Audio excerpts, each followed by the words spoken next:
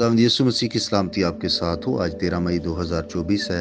मत्ती रसूल की मार्फत लिखी गई इंजील मुकद्दस के आयत बाय तफसीरी मुताला को जारी रखते हुए आज हम 23वें बाब की 29वीं आयत से लेकर 32वीं आयत तक गौर करेंगे। और इनमें यूँ लिखा है, ऐ रियाकार फकीयों और फरीसियों, तुम पर अफसोस कि नबियों की कब्रें बनाते और रास्तबाजों के मकबरे आरास्ता करते हो और कहते हो कि अगर हम अपने बाप दादा के ज़माने में होते तो नबियों के खून में उनके शरीक ना होते।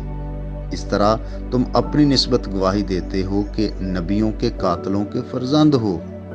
गर्ज अपने बाप दादा का पैमाना भर दो। आमीन।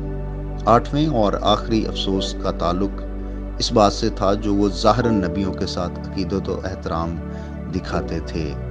वो ज़ाहिर तो करते थे कि हम पुराने अहदनामे के नबियों की बड़ी इज्जत करते हैं और उनसे बेहद अकीदत रखते हैं। इस मकसद के लिए वो उनके मकबरे बनवाते या जो पहले से बने हुए मकबरे थे उनकी मरम्मत करवाते थे और नबियों की यादगारों पर फूल चढ़ाते थे, उनकी याद में तकरीरें करते थे। और तकरीरों के दौरान उनका दावा ये होता था कि अगर हम अपने बाप दादा के ज़माने में होते तो नबियों के खून में उनके शरीक ना होते। अब वो नबियों की वाक़यात को तबरकात की तरह रखते हैं। इससे एक बात ये भी ज़ाहिर होती है कि वो जो नबी मर चुके हैं उनकी तो इज्जत करते हैं, उनके साथ तो इज्जत दिखा रहे हैं, लेकिन जो जिंदा उनके पास है उसकी वो इज्जत नहीं करते, वो उसके हुक्मों को मानने के लिए तैयार नहीं हैं। अब दूसरी बात, वो गोया नबियों के कत्ल पर एहतजाज भी करते हैं और वो कहते हैं कि अगर हम उस दौर में होते तो हम नबियों के खून में बाप दादा के शरीक ना होते। अब ये भी एक दिल का फरेब है और कई दफा हम भी सोचते हैं कि अगर हम मसीह के ज़माने में होते तो हम मसीह की पैरवी करते, हम बड़े साबित कदमी से उसके पीछे चलते, हम ना तो उसे हकीर जानते ना रद्द करते जैसे उन फकीरों और फरीसियों ने किया।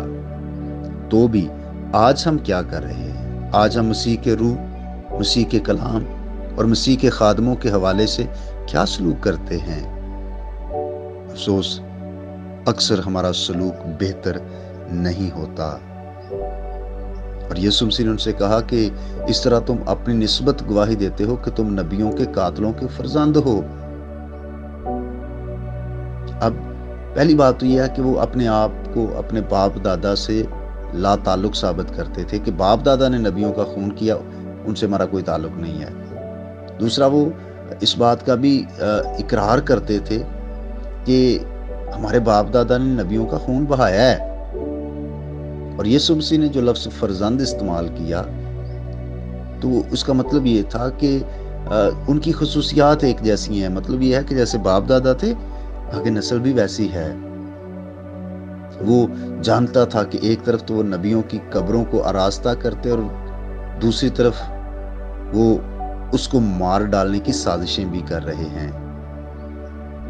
गुजरे हुए नबियों के लिए इतनी इज्जत एहतराम दिखाने से वो तस्लीम करते हैं कि हम सिर्फ मुर्दा नबियों को पसंद करते हैं और जो जिंदा है उसकी कदर नहीं कर रहे।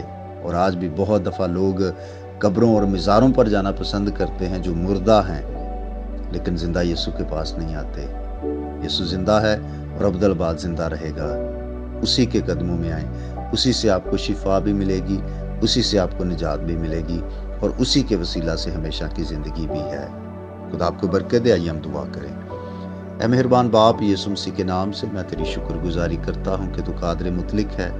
आज किस नई सुबह के लिए तेरा शुक्र हो, ज़िंदगी और ज़िंदगी की सारी नेमतों के लिए और हर तरह की मदद और मुहाफ़ज़त के लिए तेरे हुज़ूर शुक्रगुजार हैं। ऐ खुदा, मेरी दुआ है कि जितने भी लोग आज इस पैगाम को सुनते हैं इनको बरकत दे, इनकी मदद और मुहाफ़ज़त फरमा।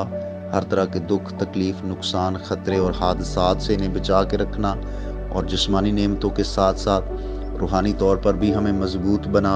और ऐ खुदा, बख्श दे कि हम हर बात में तेरी पैरवी करें, हर बात में हम खुदावन तेरी मर्ज़ी को पूरा करने वाले हों और उससे तेरी तमजीद हो।